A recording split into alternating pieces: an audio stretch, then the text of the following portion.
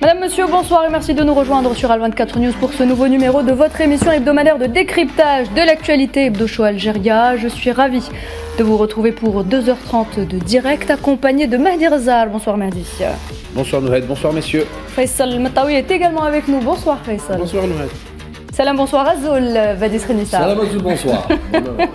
Et il y a également Kamal Mansari. Bonsoir Kamal. Bonsoir, bonsoir tout le monde. Mesdames et messieurs, donc dans cette émission aujourd'hui, on ira vers Paris pour retrouver Narim Enzekar en direct, donc pour une couverture exclusive de la cérémonie du Fennec d'Or 2025. Les regards de la communauté footballistique se tournent tous ce soir vers la capitale française pour cet événement qui promet d'être grandiose. Alors au sommaire ce soir, cette couverture exclusive de la cérémonie du Fennec d'Or qui se tient donc à Paris, une cérémonie prestigieuse qui célèbre les meilleurs footballeurs algériens de l'année et qui promet de la passion, du talent, mais surtout de la fierté algérienne. Autre exclusivité pour Hebdo Show ce soir, l'historien Benjamin Stora qui sera notre invité, l'occasion de revenir sur les relations entre Alger et Paris, entre histoire, mémoire, mais aussi perspective. La députée française Sabrina Sebaihi sera également notre invitée pour revenir sur le vote de la résolution du RN autour de l'accord franco-algérien de 1968. Un vote polémique qui intervient alors que les tensions existantes entre Alger et Paris semblent s'orienter vers un réchauffement relatif au vu des dernières déclarations de certains membres du gouvernement français. Et nous aborderons également plusieurs dossiers d'actualité géopolitique, entre autres la réunion tripartite qui s'est tenue à Alger concernant la question libyenne. Jingle.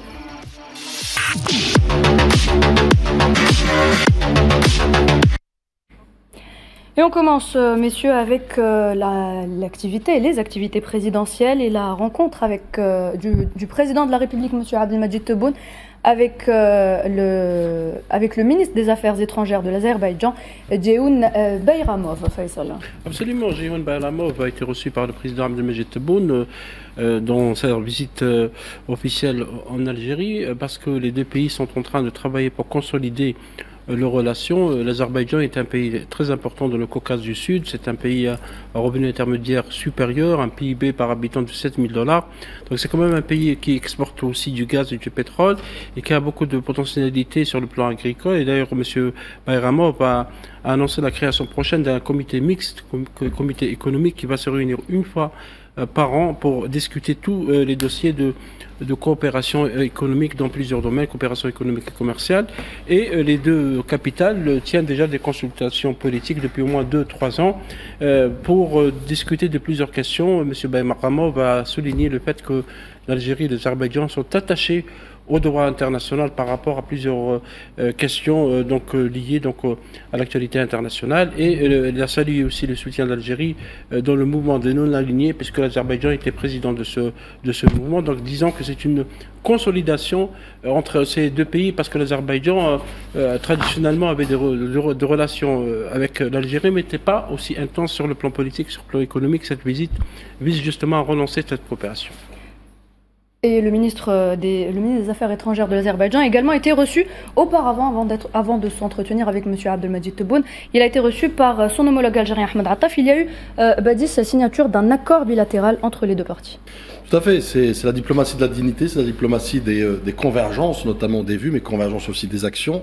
Donc il y a beaucoup à faire entre nos deux pays, mais surtout aussi dans cette consolidation, ce renforcement du Sud global, de cette coopération Sud-Sud qui est incarnée aujourd'hui par deux acteurs majeurs qui, effectivement, chacun dans sa région joue un rôle prépondérant, un pays pivot, effectivement, et qui pourrait renforcer davantage, encore une fois, cette coopération bénéfique aux deux pays, qu'elle soit d'ailleurs sur l'aspect économique, sur l'aspect technologique, sur l'aspect de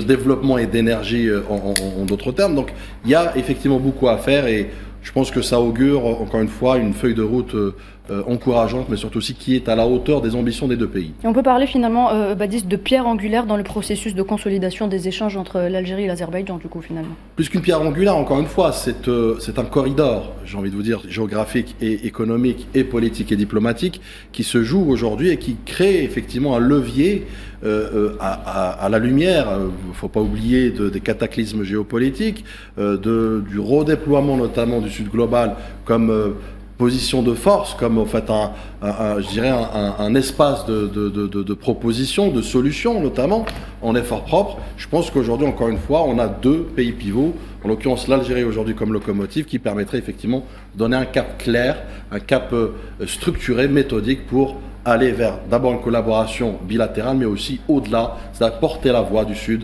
global, porter la voix des pays des pays sans voix. Et je pense qu'il est important, messieurs, de rappeler que l'Algérie et l'Azerbaïdjan se soutiennent mutuellement dans différentes instances internationales. Je pense notamment aux Nations Unies, je pense également au mouvement des non-alignés. Non, pas Tarq. C'est Kamal Mansari, c'est Kamal Mansari. Cette semaine, les deux pays collaborent et se soutiennent mutuellement. C'est important de le rappeler, finalement.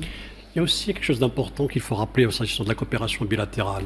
C'est que l'Azerbaïdjan compte beaucoup sur l'Algérie pour le raffinage de son pétrole à Augusta. Oui. C'est le seul pays qui fait confiance à l'Algérie. Nous sommes en train de raffiner leur pétrole. À Augusta, en Italie, nous avons une raffinerie en Italie. Donc, le pétrole azerbaïdjanais est transformé en carburant, en fuel, les huiles, et qui sont vendus sur le marché européen et asiatique. Bien sûr, sur le plan bilatéral, diplomatique, les deux pays ont élaboré déjà beaucoup d'accords de coopération, et surtout, sur le plan politique, ils sont en train d'aller dans le même sens ou dans le même terrain s'agissant des questions bilatérales et s'agissant des questions internationales qui les interpellent, que ce soit la question au développement de l'Afrique, le Maghreb, le Sahara occidental ou sinon aussi la question palestinienne. Nous avons vu comment les deux pays ont pris la même position s'agissant du massacre et du génocide qui se perpétue à Gaza. De l'autre côté, ils ont décidé de renforcer leur coopération politique s'agissant de la lutte antiterroriste, de la lutte, la stabilité au Moyen-Orient et la stabilité en Afrique. Donc c'est quelque chose qui est tout à fait banal entre deux pays qui se connaissent et qui travaillent depuis des années. Très bien, messieurs. On enchaîne. Le président de la République a également reçu cette semaine Andrei Pavlenko, colonel russe à la retraite et ancien expert en déminage, qui avait joué un rôle essentiel, on le rappelle, après l'indépendance en aidant l'Algérie dans les opérations de déminage des mines posées par le colonisateur durant la guerre de libération. Absolument. Vous savez que pendant la colonisation, le colonisateur français a tracé deux lignes, la ligne Maurice et la ligne Chal, notamment aux frontières avec la Tunisie. La ligne Maurice, c'était en 1957, et puis la ligne Chal, c'était en 1959. Et c'était des lignes où il y avait beaucoup de mines antipersonnelles. Il y a eu au moins une douzaine de millions de mines qui ont été déposées par le colonisateur. Il voulait un peu couper les moudjahidines, les combattants de la guerre de libération nationale, de la population, les moudjahidines qui venaient donc des frontières avec la Tunisie. Il y avait aussi des mines qui ont été déposées aux frontières avec le Maroc. Et donc l'Union soviétique à l'époque, avec Andrei Pavlenko, qui est un des meilleurs experts en déminage, était venu en Algérie après l'indépendance pour aider donc à déminer, à nettoyer ces espaces. On a enlevé, l'Algérie a enlevé jusqu'à 2017, vous pouvez vous rendre compte, jusqu'à 2017, 9 millions de mines antipersonnelles, et il reste encore des mines, puisque durant les années qui ont suivi l'indépendance du pays, il y a eu beaucoup de blessés, il y a eu beaucoup de morts à ces frontières, donc surtout avec la Tunisie. Donc la contribution de l'Union soviétique, des soldats soviétiques, parce que Pavlenko était venu aussi avec des soldats, ils étaient appuyés plus tard par des unités de génie de l'armée nationale populaire, parce qu'il a fallu former aussi ces unités au déménage, ont permis de nettoyer au moins une bonne partie de ces zones de presque 9 millions de mines. 9 millions de mines, c'est beaucoup. C'est sur presque 60 000 hectares. Vous pouvez imaginer donc l'espace et la surface. 9 millions de mines sur 11 millions. Absolument. Et M. Pavlenko a été décoré aussi par l'Algérie en 2023 par la médaille de l'Achir et en 2024 également par l'armée nationale populaire. Et il y a eu même une stèle dans la région de Tarf, dans la région de l'Ouin, pour un peu célébrer cette collaboration qui a été très précieuse. Parce que le déménage des mines antipersonnelles a permis de sauver beaucoup de vies. Malheureusement, il reste encore des mines qui sont encore plantées ici et là. Il faudra un peu de temps pour s'en débarrasser, pour dire que les résidus nocifs du colonialisme français sont toujours là en Algérie. J'apporte juste quelques éléments rapidement. Des éléments chiffrés, effectivement, plus de 9 millions de mines sur 11 millions. Sur 11 millions. Sur 11 millions, notamment sur la On parle aussi de ligne 12 millions, Maurice. on va dire ça. Et surtout, rappelez également qu'on a eu plus de 3000 martyrs décédés post-indépendance. C'est vrai. Ce n'est pas pendant la guerre, Oui. post-indépendance. Il y a 4800, dont 1500 ont survécu, c'est-à-dire les victimes, 4800. Durant la Révolution, il y a eu 1400.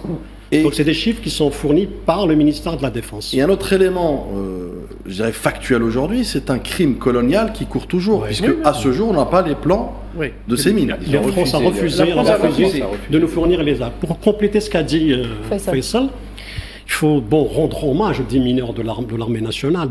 Dès 1963, dans la première étape jusqu'à 88, c'est vrai qu'ils ont déminé. À propos, ils ont 8 millions 900, et ça reste jusqu'à aujourd'hui. Il faut savoir que les mines antipersonnelles, parce que l'Algérie est signataire de la Convention d'Ottawa depuis 1997, elle ne possède pas d'armes, de mines antipersonnelles. La seconde chose, c'est que jusqu'à aujourd'hui, jusqu'à 2023 et non pas 2017, il existait des mines qui ont été déposées au long de la frontière marocaine. Ce ne sont pas des mines qui ont été déposées par la France coloniale, mais par le Maroc. D'origine italienne, d'origine portugaise. Donc toutes ces mines-là ont été définies et précisées. Ils sont listés et ont été transmises à la délégation, à l'ONU, parce que nous sommes signataires de cette convention. Donc la comité de désarmement de l'ONU possède ces chiffres. Donc jusqu'à 2023, nous avons démantelé, c'est-à-dire nous avons déminé 67 000 mines antipersonnelles durant cette période. Et ce sont des mines qui sont posées jusqu'à aujourd'hui tout le long de la frontière avec le Maroc. C'est vrai que la ligne Maurice à l'ouest et la ligne Chal à l'est, surtout la ligne Chal, a été la plus importante, qui a fait plus de victimes. Les deux étaient à l'est quand même, hein. Chal et Maurice. Non, Maurice c'est à l'ouest. Oui. Donc Maurice à l'ouest et Chal à l'est. Donc nous sommes face à une opération qui dure jusqu'à aujourd'hui. Il faut croire que nous continuons à trouver des mines antipersonnelles à l'ouest du pays, c'est-à-dire des mines qui ont été déposées par le Maroc. Et ça continue jusqu'à aujourd'hui. Et les preuves sont au sein du comité du désarmement antipersonnel de l'ONU qui se trouve à Genève. Très bien, alors je pense qu'il est important de rappeler que Andrei Pavlenko avait été honoré en 2023 par le président de la République, M. Abdelmadjid Tebboune. Il lui avait décerné la médaille de l'Ordre du Mérite national. Il mérite amplement. Exactement. Badi, je me tourne vers vous. En 2024, il a également été honoré donc, par le général d'armée Saïd Chengreha, ministre délégué auprès du ministre de la Défense nationale, chef d'état-major de l'armée nationale populaire. Est-ce que cette reconnaissance traduit aujourd'hui l'importance des relations historiques humanitaires qui existent entre l'Algérie et la Russie ? Absolument. Les relations diplomatiques entre nos deux pays, ce sont des relations multidimensionnelles. Exact. À savoir d'abord une diplomatie militaire, effectivement, parce que post-indépendance, la Russie a été un partenaire fiable, un partenaire aussi digne de confiance, pour permettre effectivement de réarmer ou de mieux structurer effectivement notre digne armée de libération nationale, qui est devenue aujourd'hui ce qu'elle est devenue, notamment à travers cette stature, à travers cette degré de préparation technologique, d'innovation et autres. Donc oui, effectivement, il y a cet apport-là, mais aussi un apport autre, comme vous l'avez dit, un apport de solidarité. On parle quand même de vies humaines qui ont été, qui sont tombées sur le champ d'honneur, notamment, et très loin de leur pays, pour, encore une fois, essayer de pacifier ces terrains, de déminer notamment les résidus du colonialisme. Encore une fois, c'est une marque de confiance, une marque aussi de sacrifice pour permettre aujourd'hui que l'Algérie, effectivement, ait un terrain pacifié et nettoyé. Donc oui, au-delà de cet aspect-là, il y a l'aspect solidarité, il y a l'aspect économique, il y a l'aspect... Je pense qu'aujourd'hui, nos deux pays sont à la hauteur des enjeux, et c'est pourquoi ils l'incarnent à travers justement ce type d'hommage, mais au-delà de l'hommage moral et de l'hommage humain, il y a aussi un hommage, effectivement, qui est celui des postures et des positions des uns et des autres, dans lesquelles nos deux pays ont toujours été à la hauteur, ont toujours été dignes de cette confiance, notamment, qui est historique et traditionnelle. Il faut aussi dire que cette opération de déminage a été faite par des fonds propres algériens. Personne ne nous a aidés. C'est-à-dire qu'il y a eu l'expertise russe, parce qu'ils savent, ils connaissent bien le terrain, enfin, ils ont l'expertise. Mais s'agissant du financement, aucun État ne nous a aidés. C'est-à-dire que l'Algérie a puisé de ses fonds propres pour mener cette opération de 1963 à 88 dans une première étape, et puis il y a une interruption en raison de la question sécuritaire. Nous avons repris le travail en 2004 jusqu'à 2017. Ensuite, il y a une seconde dernière opération qui est celle de l'Ouest. C'est pour ça que je dis que la ligne Maurice, qui a été certes pas aussi importante que la ligne Chal, et rappelez que les deux se portent le nom de deux généraux sanguinaires. Donc nous continuons jusqu'à aujourd'hui à puiser, à trouver, à découvrir des mines qui sont entreposées et disséminées tout au long de la frontière entre nous et le Maroc. Donc, pour dire que c'est vrai que nous avons achevé l'opération le Maurice et Chal, mais elle continue aujourd'hui, on découvre. Et ça, c'est ce qui renseigne sur le fait que de l'autre côté de la frontière, il y a des hostilités avérées contre l'Algérie. Tout à fait. Après, au-delà de l'aspect effectivement très pertinent que tu soulèves, Kamal, moi ce que je voulais dire, c'est que des pays à l'époque qui avaient de l'expertise et la technologie pour pouvoir déminer et aider l'Algérie, ils étaient légion.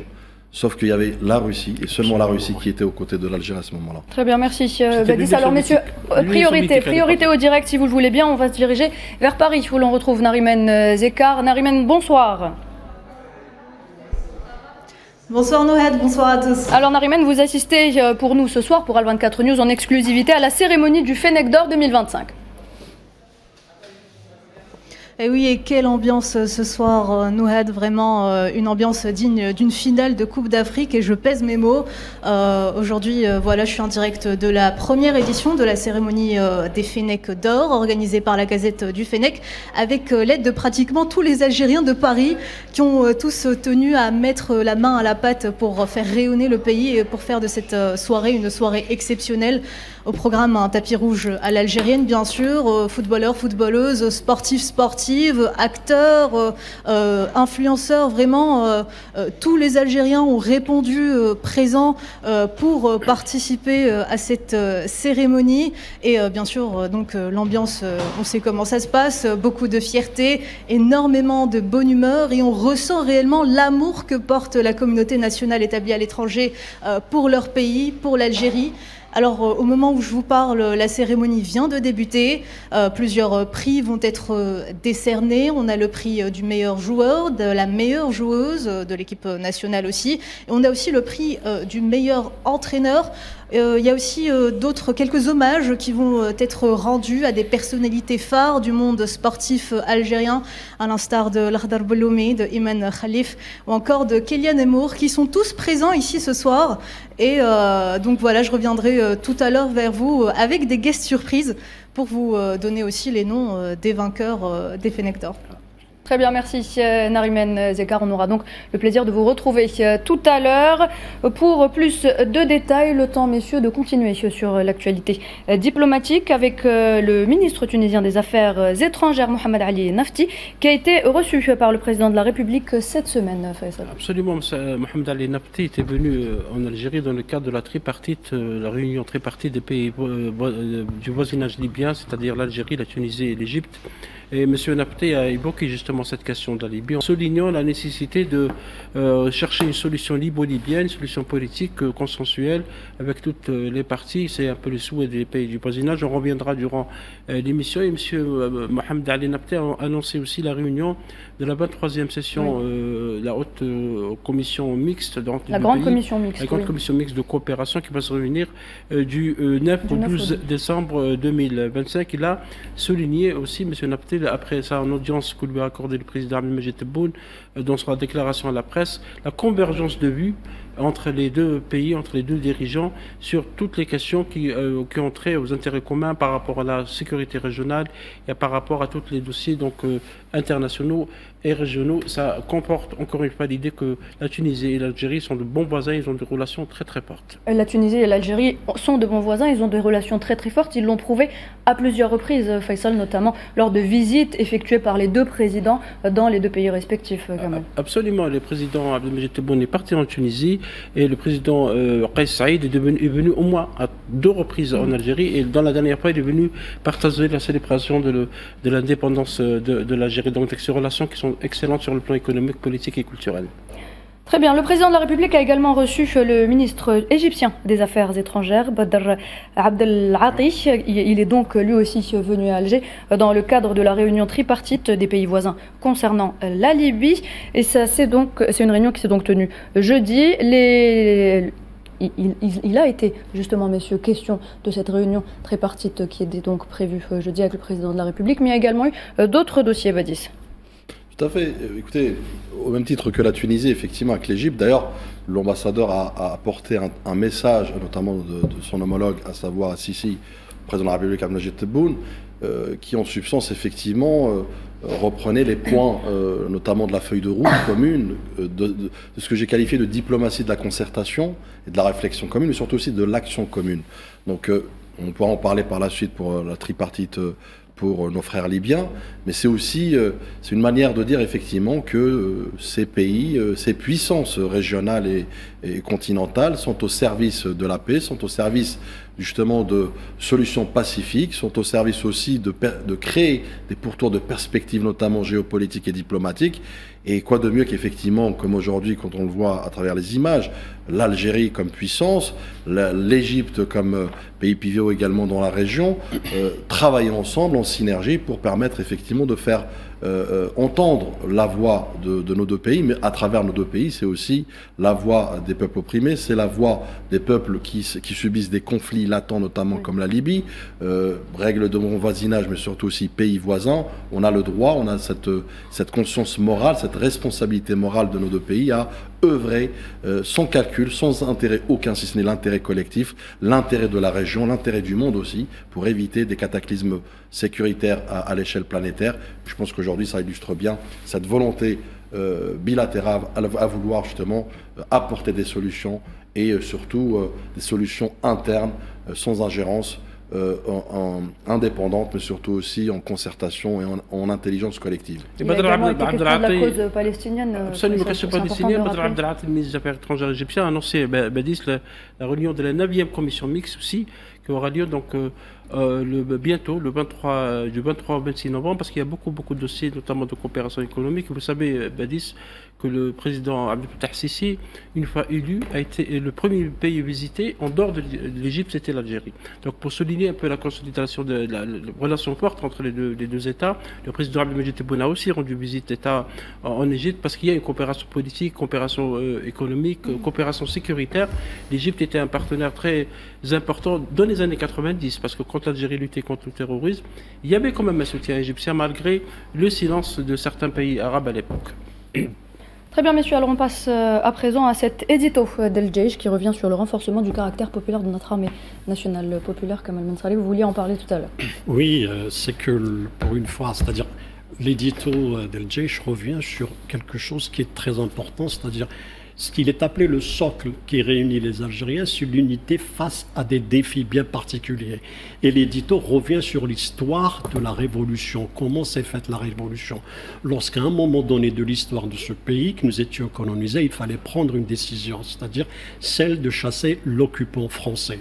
Comment ça s'est fait? Ça s'est fait par le fait qu'il y a eu une conviction, certes, chez un leadership, mais qui s'est transformé en une vocation, en un besoin et une revendication populaire. Donc le édito d'El Jaish rappelle que ce n'est que l'union, que l'unité du peuple qui fait face d'abord à l'invasion, c'est-à-dire à l'occupation, et en même temps cette union se traduit aujourd'hui par quoi? Par faire face aux défis, aux menaces qui pèsent sur l'Algérie ou qui entourent l'Algérie. Donc l'édito tonotien, le cœur de cet écrit par le rédacteur de l'éditorial, a mis l'accent sur le fait que les Algériens, lorsqu'il s'agit de se retrouver face à un danger imminent ou face à une menace, c'est à chaque fois ils ont démontré qu'ils sont soudés et que l'unité a été non seulement un carburant ou un moteur, mais en même temps le leitmotiv et la boussole qui guide leur désir d'être non pas sous la botte de l'Occident, de l'occupation, et de marquer surtout le fait qu'ils sont prêts et disposés à faire face, selon la teneur de l'éditorial, faire face aux menaces de quelque nature que ce soit. Et encore une fois, nous avons eu des menaces internes comme nous avons eu jusqu'à aujourd'hui. Nous faisons face à des menaces. Donc, toujours, le peuple est en éveil pour faire face à ces dangers. Mahdi, le peuple est en éveil pour faire face à ces dangers, aux côtés toujours de l'armée nationale populaire. C'est une évidence. C'est une évidence. De toute façon, l'édito du journal Le Djish l'a bien démontré par ses écrits. Il sait que le peuple algérien est uni et indivisible. Et l'Algérie est attaquée parce que l'Algérie n'est sous le diktat de aucune puissance étrangère et qu'elle dérange. Elle dérange par sa singularité et à vouloir rester indépendante et souveraine. Et ce n'est pas le cas de tout le monde. Maintenant, malheureusement, on est dans un monde où les pays sont parrainés, sont mis sous la coque d'autres pays plus puissants pour se protéger, où ils sont excusez-moi, entre guillemets, les suiveurs et pas les meneurs. Mais l'Algérie ne suit personne. L'Algérie mène sa barque comme elle l'entend. Elle a un gouvernement, elle a un président de la République qui est démocratiquement élu. On suit justement les institutions fortes de l'État algérien. Nous avons une armée nationale populaire de défense nationale et pas une armée d'expansionnisme militaire. Donc elle est là pour protéger un pays qui est le 10e plus grand pays du monde, un pays continent, plus grand pays d'Afrique, d'accord. Et on a une armée qui est aux aguets justement pour prévenir, se prévenir et se prémunir, de toute hostilité étrangère ou même interne. Et c'est ça, c'est être toujours sur le qui-vive pour parer aux potentiels problèmes. Mais encore une fois, l'Algérie n'a ni patron, l'Algérie n'a ni parrain, ni patron, ni papa. L'Algérie est sereine, l'Algérie est indépendante et l'Algérie est souveraine et elle le restera encore des centaines et des centaines d'années, Inch'Allah. Le lien fort entre l'armée, Mahdi, le lien fort entre le peuple et l'armée, c'est un rempart contre les complots apparents ou cachés, comme c'est écrit dans l'éditorial de Djish, qui ciblent le pays, ciblent sa sécurité et sa stabilité. Je voulais reprendre seulement, si vous permettez, une petite phrase de cet édito qui évoque le colonialisme, parce qu'on reviendra tout à l'heure. Le peuple algérien fait face à l'arrogance et à la tyrannie d'un occupant barbare qui a eu recours à toutes les méthodes odieuses. Et l'unité paraît être l'unité du peuple algérien paraît être la meilleure réponse à toutes les menaces qui ciblent le pays. Là, c'est l'édito du Djish, donc c'est normal qu'on parle de l'armée, mais l'Algérien a toujours été respectueux de ses institutions, oui, quelles qu'elles soient.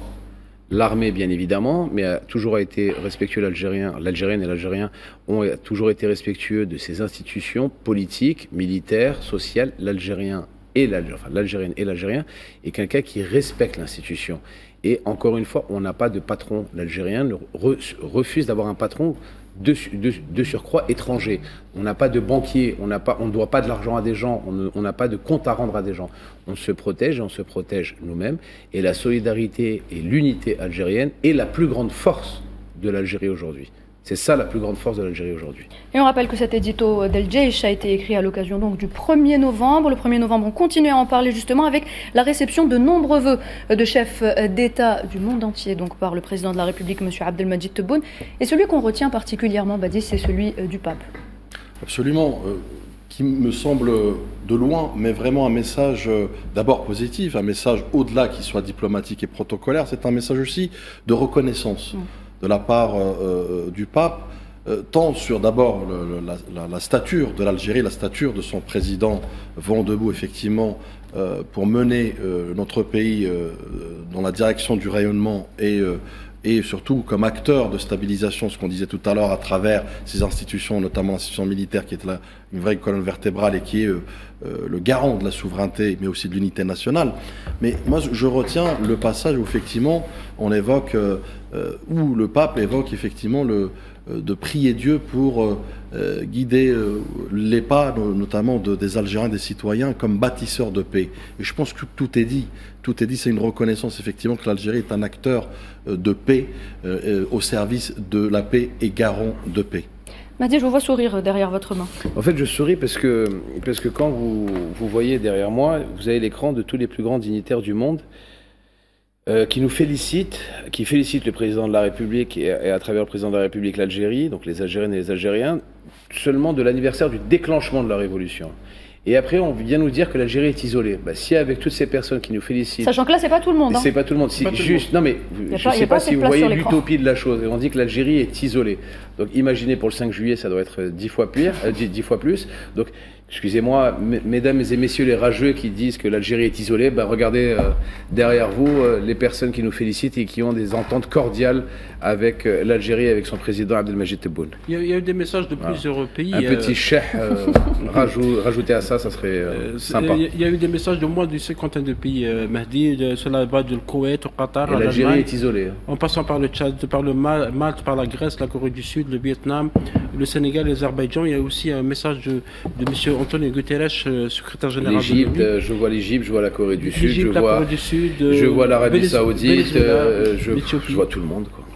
Le message d'Antonio Guterres qui évoque, donc le message au président Abdelmajid Tebboune, il évoque le pacte pour l'avenir parce qu'il est important et il a estimé dans son message qu'il est temps de cette occasion, donc le déclenchement de la guerre de libération nationale, est un moment pour réfléchir ensemble aux enjeux mondiaux communs auxquels nous sommes confrontés, notamment la multiplication des foyers de tension dans le monde.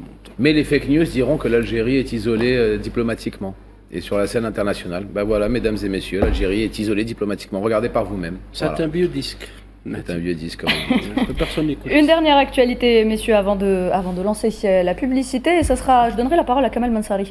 Pour ça, c'est le deuxième sommet mondial sur le développement social à Doha. Cette semaine, donc, s'est tenu ce deuxième sommet avec la participation du président du Conseil de la Nation, M. Azzouz Nasri, en tant que représentant du président de la République. Et on retient notamment ce message du président de la République concernant la volonté de l'Algérie de mettre en avant son expérience en matière de développement social.